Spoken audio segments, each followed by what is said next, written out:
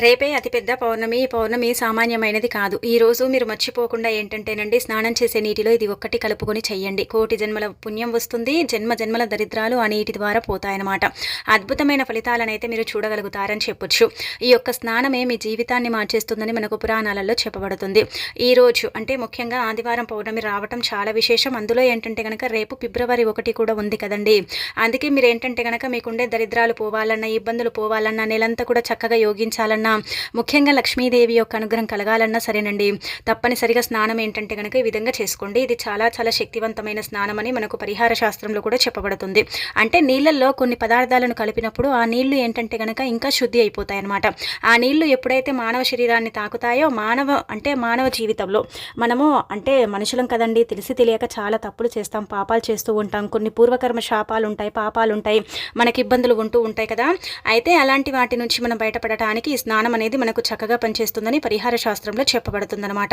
అందుకే స్నానాన్ని ఈ విధంగా ఆచరించండి. ఈ తిదివార నక్షత్రంలో మీరు స్నానం ఈ విధంగా చేసుకుంటే మీకే మంచి ఫలితాలు వస్తాయి. అలానే కాకుండా ఈ నెలంతా కూడా చక్కగా యోగించడానికి అవకాశం ఉంటుంది. లక్ష్మీ కటాక్షం అనేది కూడా సిద్ధిస్తుందన్నమాట. పురాణాల ప్రకారం లక్ష్మీదేవికి ఎంతో ప్రీతికరమైన రోజు పౌర్ణమి. అంటే ఆ తల్లి పౌర్ణమిని చాలా ఇష్టపడుతుంది. అలానే కాకుండా ఏంటంటే గనక ఈ పౌర్ణమి రోజండి గుర్తుపెట్టుకోండి, ఎంత లేనివారైనా సరే ఒక చిన్న దీపం పెట్టినా సరే ఆ తల్లి ఆ దీపాన్ని తీసుకొని వారికి ఏంటంటే కనుక కావలసినంత ఐశ్వర్యాన్ని కూడా ఇస్తుందన్నమాట. ఆ తల్లికి ఈ రోజు పెట్టే దీపం అంత ప్రత్యేకమైనది అని చెప్పొచ్చు. అందుకే ఖచ్చితంగా ఉదయాన్నే లేవండి, ఇల్లంతా కూడా క్లీన్ చేసుకోండి.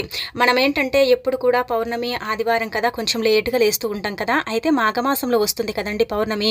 ఉదయమే లేచిన తర్వాత ఇల్లంతా కూడా ఎలాగో మనం క్లీన్ చేసుకుంటాం. అలానే కాకుండా మాపు వేసుకుంటాం, లేదంటే కడిగేస్తాం కదా. అలా అంటప్పుడు మీరు ఏంటంటే బకెట్ నీళ్ళల్లో చిటికడంతా అంటే పసుపు కొంచెమంతా గల్లులుప్పు ఉంటుంది కదా, అది వేసేసి ఇల్లంతా కూడా క్లీన్ చేయండి. అలా చేసేసిన తర్వాత శుచిగా స్నానం అనేది చెయ్యండి. స్నానం అనేది ఏంటంటే కనుక ఈ విధంగా చెయ్యండి. ఆదివారానికి సరి సమానమైన వస్తువులు, అలానే కాకుండా ఈ వస్తువులని నీళ్ళల్లో కలుపుకొని చేస్తే చాలా మంచిదనమాట. అందుకే మీరు స్నానం చేసే నీటిలో చిటికెడంత పసుపు, ఒక 5 అంటే వేపాకులండి, వేపాకు ఆకులను వేసుకొని చక్కగా స్నానం అనేది చెయ్యండి. మీరు తెలిసి తెలియక చేసిన తప్పులు, పాపాలు, శాపాలు అన్నీ కూడా ఆ నీటి ద్వారా పోతాయి. మీకు మంచి రిజల్ట్ అనేది ఉంటుంది. ఈ నీళ్లు మీ శరీరాన్ని తాకినప్పుడు మీ శరీరం శుద్ధి అయిపోయి మీ శరీరం ఏంటంటే కనుక దైవానికి అనుగ్రహం అవుతుందన్నమాట. అంటే దైవ అనుగ్రహానికి మీ యొక్క శరీరం అనేది సహకరిస్తుందని చెప్పొచ్చు. కొన్నిసార్లు మనకు ఇబ్బందులు ఉన్నప్పుడు దైవానుగ్రహం అనేది కలగదు కదా. అలాంటప్పుడు మనం చాలా బాధపడిపోతాం కదండి. అలా కాకుండా ఇలా స్నానం చేయండి. మీరు 2 పూటలు చేయకపోయినా పర్వాలేదండి, కానీ ఒక్క పూటనైనా సరే చెయ్యండి. ఇంటిల్లిపాది ఏంటంటే కనుక ఈ విధంగా స్నానం చేస్తే మంచిది. వేపాకుల్లో యాంటీబయాటిక్ ఉంటుంది. వేపాకులు చాలా చాలా అంటే పవిత్రమైనవిగా పరిగణిస్తారు. పసుపు కూడా ఏంటంటే కనుక మనకు మంచి ఫలితాలను ఇస్తుంది. కాబట్టి 2 కలుపుకొని చేయటం వల్ల అద్భుతమైన రిజల్ట్ని అయితే మీరు పొందుతారు. ఆ తర్వాత స్నానం చేసి ఇంట్లో లక్ష్మీదేవిని పూజించండి. మనం ముందే చెప్పాం కదండి, అమ్మవారిని ఖచ్చితంగా ఈరోజు పూజించాలని. అయితే స్నానం చేసి ఉతికిన వస్త్రాలు ధరించండి, నల్లటి వస్త్రాలు అయితే ధరించకండి. తలను వీరబోసుకోవటం, గడ్డం చేయించుకోవటం, షేవింగ్ చేయించుకోవటం, అలానే కాకుండా ఏంటంటే కనుక గోర్లు కత్తిరించటం, ఇంట్లో స్త్రీలు కంటతడి పెట్టడం, ఇలాంటి పనులు అయితే చేయకూడదు. లక్ష్మీదేవిని నిష్ట నియమాలతో పూజించండి. ఏమీ లేదండి, ఆడంబరంగా చేయాల్సిన అవసరమే లేదు. ఒక చిన్న దీపం పెట్టి బెల్లం ముక్క కానీ 2 అరటిపళ్ళను కానీ నైవేద్యంగా పెట్టి ఇంట్లో అంతా కూడా ధూపం వేసేసుకోండి, సరిపోతుంది. ఈ పౌర్ణమి ఏంటంటే కనుక మీకు అనుకూలిస్తుంది. ఈ ఫిబ్రవరి నెలంతా కూడా మీకు బాగా కలిసి వచ్చేలాగా అంటే ఈ పరిహారం అనేది ఉపయోగపడుతుంది. ఈ రోజు కనుక దీపం పెట్టి దగ్గరలో ఉండే శివాలయానికి కానీ, లేదంటే కనుక చెప్పాలంటే మీ ఇంట్లోనైనా సరే దీపం పెట్టి ఉదయాన్నే సూర్య నమస్కారం చేయడం, సూర్యుడికి నీళ్ళను అర్ఘ్యం ఇవ్వటం, అలానే కాకుండా సూర్య నామాన్ని పఠించటం, అనంతరం ఇంట్లో లక్ష్మీదేవి నామాన్ని కూడా పఠించటం కనుక చేసుకుంటే మంచి ఫలితాలు ఉంటాయని మనకు పురాణాలలో చెప్పబడుతుంది. కాబట్టి ఖచ్చితంగా ఏంటంటే ఈ చిన్న చిన్న నియమాలను పాటించండి.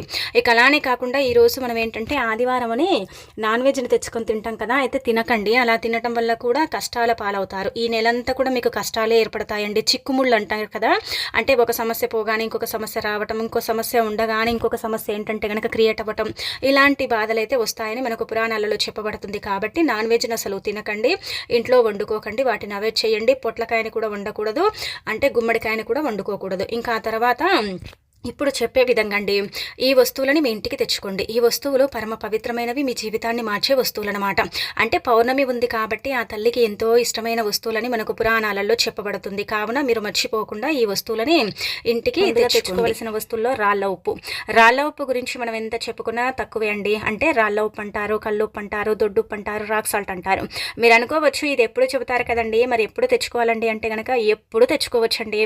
మనం ఎలాగో వంటల్లో వాడుకుంటాం కదా, మనకి ఎలాగో ఉప్పు పడుతూనే ఉంటుంది. ఉప్పు అనేది మనం ఉపయోగించుకుంటాం కాబట్టి ఉప్పుని ఇంటికి తెచ్చుకుంటే మంచిది. ఎంత అండి, 10 రూపాయలు పెడితే ఒక ప్యాకెట్ వస్తుందండి. తెచ్చుకున్నామా, మనం పూజ గదిలో పెట్టుకున్నామా, మనకు ఒకవేళ ఏదైనా సరే ఇబ్బంది ఉందనుకోండి, దానితో మనం పరిహారం చేసుకున్నామా, అంతే ఇంకా అయిపోతుందన్నమాట. అక్కడితో అంత ఉప్పు మనకు పట్టదు. ఆ ఉప్పుతో ఉప్పు దీపం కూడా పెట్టొచ్చు, ఉప్పుతో దిష్టి తీసుకోవచ్చు, ఉప్పుతో అప్పుని కూడా తీర్చుకోవచ్చు అనమాట. కావున మీరేంటంటే కనుక గుర్తుపెట్టుకోండి, ఖచ్చితంగా రాళ్ళ ఉప్పునైతే కొని మీ ఇంటికి తెచ్చుకోండి. మీ ఇంటికి తెచ్చుకుంటే ఆ ఉప్పుతో పాటు మీ ఇంట్లోకి లక్ష్మీదేవి ప్రవేశిస్తుంది, కావలసినంత ఐశ్వర్యాన్ని ఇస్తుంది, అలానే కాకుండా మీకు సంపదను సమకూరుస్తుందని మనకు శాస్త్రాల్లో చెప్పబడుతుందన్నమాట. కాబట్టి రాళ్ళ ఉప్పుని ఇంటికి ఖచ్చితంగా తెచ్చుకోండి. ఒకవేళ ఉప్పు తెచ్చుకున్న తర్వాత అప్పులు ఎక్కువగా ఉన్నాయి, చాలా బాధపడిపోతున్నారు, ఇబ్బంది పడిపోతున్నారు, అప్పులతో మేము చాలా సతమతం అవుతున్నాం అనుకుంటారు కదా, అలాంటి వాళ్ళు ఈ పౌర్ణమి అంటే కొంచెం అద్భుత శక్తులతో కూడిన పౌర్ణమండి. ఆ తర్వాత ఉప్పుని తెచ్చుకున్న తర్వాత ఒక బౌల్ని తీసుకుని అందులో మీ చేతితో గుప్పెడంత ఉప్పుని పోసేసి 1 స్పూన్ ఆవాలు పోసి, 1/2 స్పూన్ కుంకుమ, 1/2 స్పూన్ పసుపు, ఒక 5 రూపాయల బిళ్ళ పెట్టి అప్పులు తీరాలని మీరు రాత్రంతా కూడా మీ పూజ గదిలో పెట్టుకొని తిరిగి సోమవారం రోజు ఉదయాన్నే తీసుకెళ్ళి మర్రి చెట్టు మొదట్లో కానీ రావి చెట్టు మొదట్లో కానీ పెట్టేసి నమస్కారం చేసుకొని అప్పు తీరాలని చెప్పుకొని ఇంకా వెనక్కి తిరిగి చూడకుండా వచ్చేయండి. ఇలా కనుక మీరు ఆచరించినట్టయితే ఖచ్చితంగా అప్పు తీరుతుంది.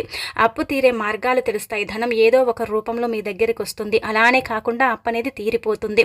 రావలసిన డబ్బు అనేది సమయానికి మీ చేతికి అంది మీకంతా కూడా మంచి చేకూరుతుందని పురాణ గ్రంథాల్లో చెప్పబడుతుంది. దీన్ని చాలా మంది కూడా చేస్తారు. ఇది మనకు శాస్త్రాల్లో చెప్పబడ్డదన్నమాట. శాస్త్రాల ప్రకారం ఏంటంటే ఈ పరిహారం అత్యంత శక్తివంతమైన పరిహారం.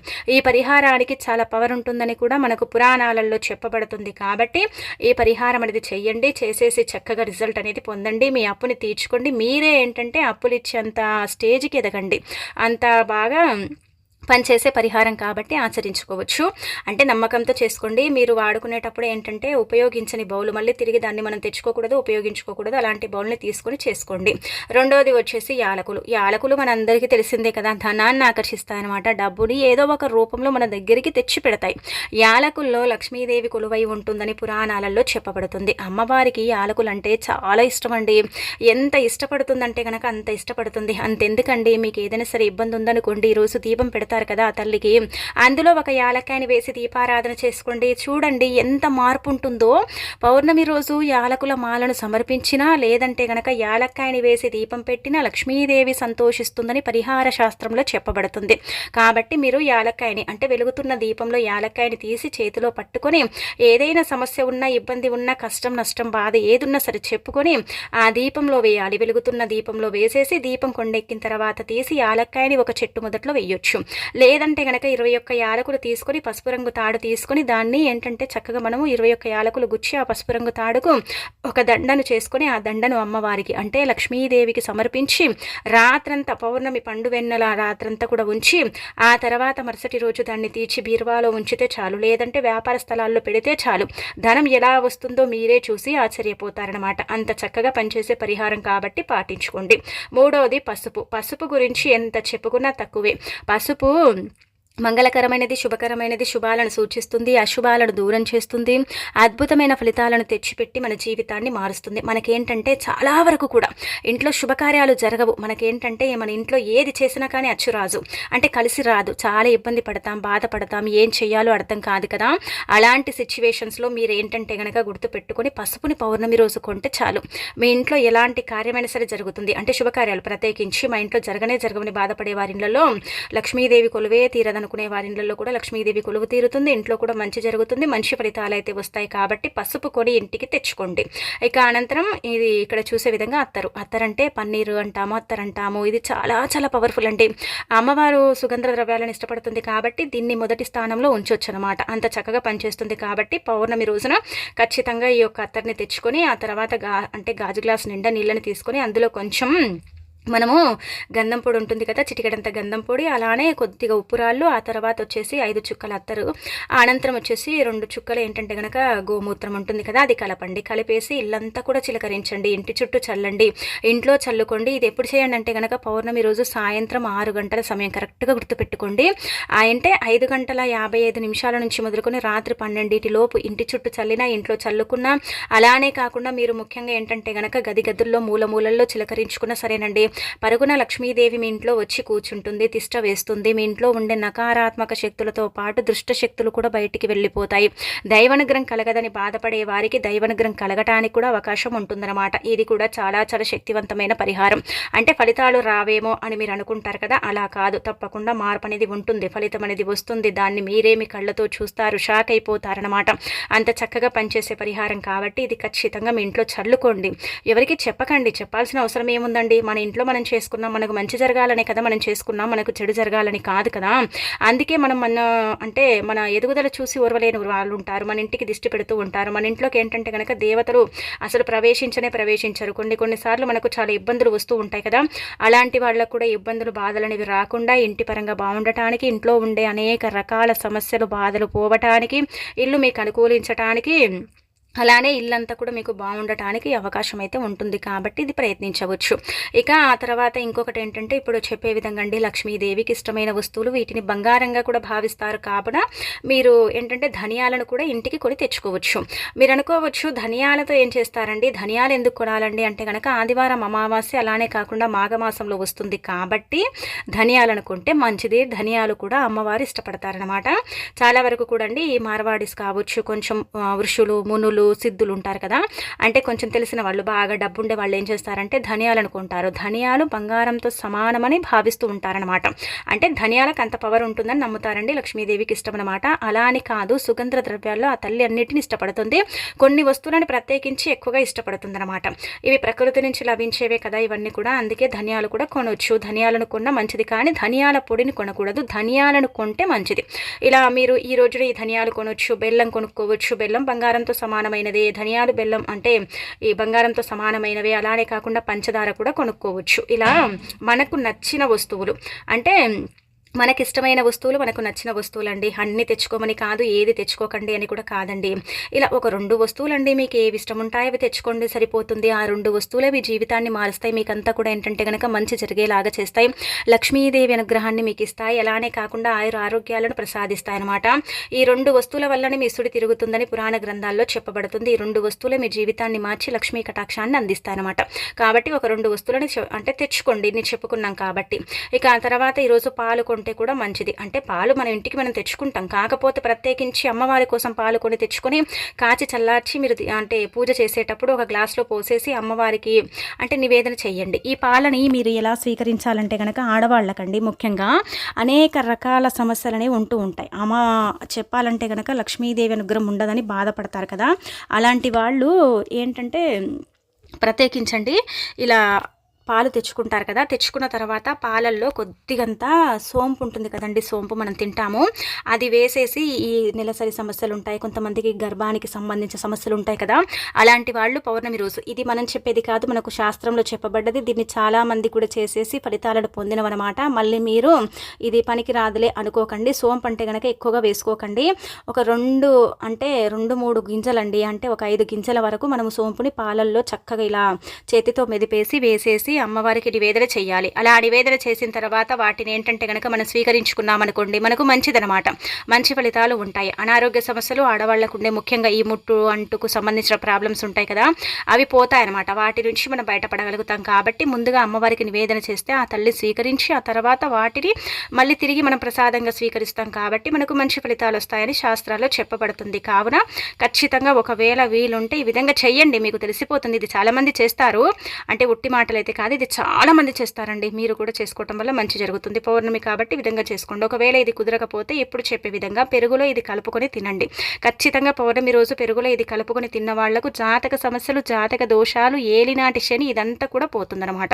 అందుకే మన ఇళ్లలో పెరుగు ఉంటుంది కదా, అయితే ఆ పెరుగులో మీరు కొద్దిగంత, అంటే ఈ పెరుగులో మీరు కొద్దిగంట ఏంటంటే కనుక నల్లుప్పు ఉంటుంది కదా, నల్ల ఉప్పు అంటే బ్లాక్ సాల్ట్ అంటాం కదండి మనం, చిటికెడంత నల్లుప్పు, కొద్దిగంత జీలకర్ర పొడి, అంటే చిటికెడు నల్లుప్పు జీలకర్ర పొడి 2 కలపండి. కలిపేసి చక్కగా ఏంటంటే కనుక ఈరోజు మర్చిపోకుండా తినండి. ఇలా తింటే అనేక రకాల జాతక సమస్యల నుంచి, రాహుకేతు ప్రభావాల నుంచి, తీవ్రమైన ఇబ్బందుల నుంచి, బాధల నుంచి, సమస్యల నుంచి మనం బయటపడతాం. అన్ని విధాలుగా కూడా మనకు బాగుంటుందన్నమాట.